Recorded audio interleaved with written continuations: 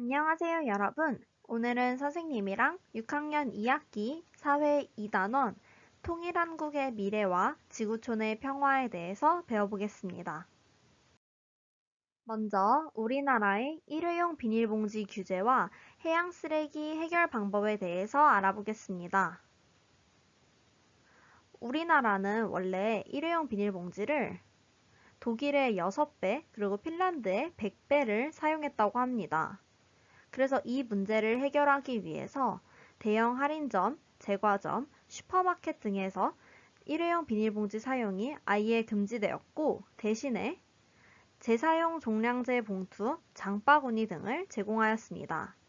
또 일회용 비닐 장갑이나 랩 등을 생산하는 업체는 재활용하는 업체를 지원하는 금액을 내야 하게 바뀌었습니다.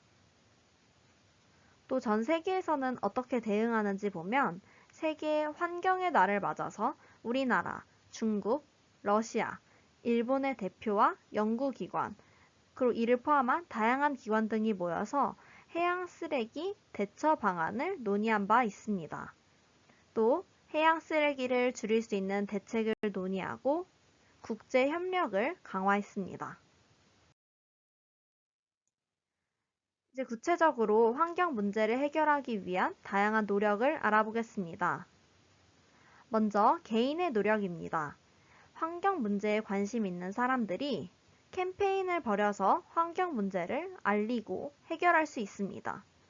또 개인 우리 같은 사람들은 집에서 안 쓰는 콘센트를 빼놓는 등 에너지를 집에서 절약할 수 있고, 또 우리가 가는 음식점이나 카페에서 일회용품을 사용하지 않고, 또 우리가 살아가면서 그냥 일회용 빨대보다는 친환경 빨대를 사용하면서 우리가 환경 문제 해결에 조금이라도 이바지할 수 있습니다. 두 번째로 기업인데요. 일부 기업에서는 일회용 플라스틱 빨대, 플라스틱 용기 대신에 친환경 제품을 생산하기도 합니다. 또 친환경 소재를 개발하거나 쓰레기를 줄이고 에너지 절약을 위해 힘쓰고 있습니다. 다음으로 국가의 노력에 대해서 알아보겠습니다.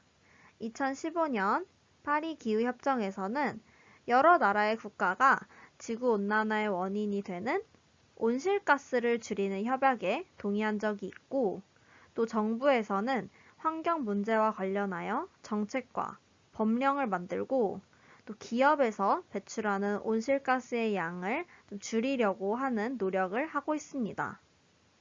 또 사람들이 환경 문제를 바르게 인식하고 문제 해결에 적극적으로 참여하도록 인식 개선을 위한 다양한 활동을 하고 있습니다.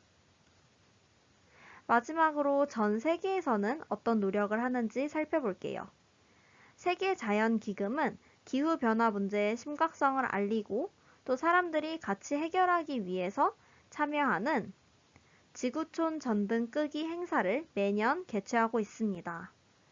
또 환경 문제를 해결하기 위해 노력하는 국제기구나 단체에는 UN 환경계획, 또 국제자연보존연맹, 그린피스 등이 있습니다.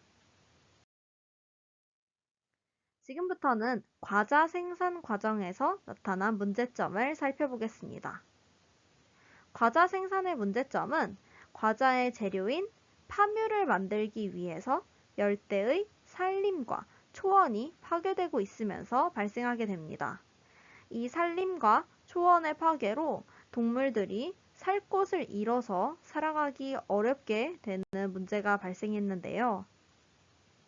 이러한 문제가 계속 지속되는 이유는 세계 곳곳에서 파묘의 수요가 늘어나고 있기 때문에 문제가 계속해서 지속되고 있습니다. 그래서 우리가 환경을 생각하는 생산 활동을 알아보면 먼저 친환경 숟가락이라는 것이 있습니다. 이 친환경 숟가락은 인도에서 만든 건데, 인도에서는 숟가락을 쓴 후 이를 먹을 수 있는 친환경 숟가락이 개발되었습니다. 숟가락이 수수, 쌀, 밀가루를 혼합해서 만들어졌기 때문에 사용 후에 우리가 그것을 먹을 수 있고, 또 혹시 버리더라도 땅속에서 분해가 된다고 합니다. 또 다른 활동으로는 해조류로 만든 물병이 있습니다. 이 물병은 해조류를 사용해 만들어서 물을 다 마시면 서서히 마르면서 자연 분해가 될 수 있습니다. 해조류와 같이 생분해성 재료로 만든 일회용품은 시간이 지나면서 자연스럽게 썩어 없어지면서 퇴비로 사용될 수 있기 때문에 친환경적인 생산활동이라고 할 수 있습니다. 그럼 지금부터는 친환경 상품의 생산과 소비 과정을 알아보겠습니다. 우리가 친환경적으로 키운 닭은 좁은 닭장이 아닌 넓고 쾌적한 환경에서 건강하게 키운 닭을 의미합니다. 이 닭은 닭을 건강하게 키우기에 병을 걸리지 않도록 항생제를 맞을 필요가 아예 없습니다. 또 닭의 배설물을 흙과 같이 처리해서 퇴비로 사용할 수 있기 때문에 환경오염이 줄어들 수 있습니다.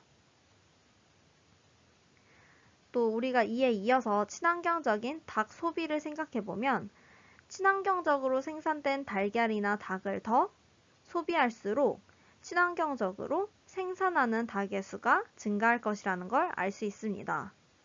그러므로 소비자는 이런 닭을 조금 더 소비하려고 노력을 해야 아무래도 친환경적인 상품이 많이 생산이 될 수 있겠죠. 또 소비자는 친환경적인 닭을 소비함으로써 건강을 해치지 않는 음식을 먹을 수 있다는 장점이 있고, 또 닭에게 사용되는 항생제가 환경오염을 일으키는 문제를 조금이나마 줄일 수 있습니다. 그렇게 해서 정리를 해보면 자원을 최소한으로 사용해 환경오염을 줄임으로써 지속 가능한 미래를 이룰 수 있다는 장점이 있고, 또 우리의 건강과 환경을 지킬 수 있다는 장점이 있습니다. 지금부터는 개념 확인 문제를 풀어보면서 오늘 배운 내용을 확인해 보세요. 여러분들 모두 오늘도 수고 많으셨습니다.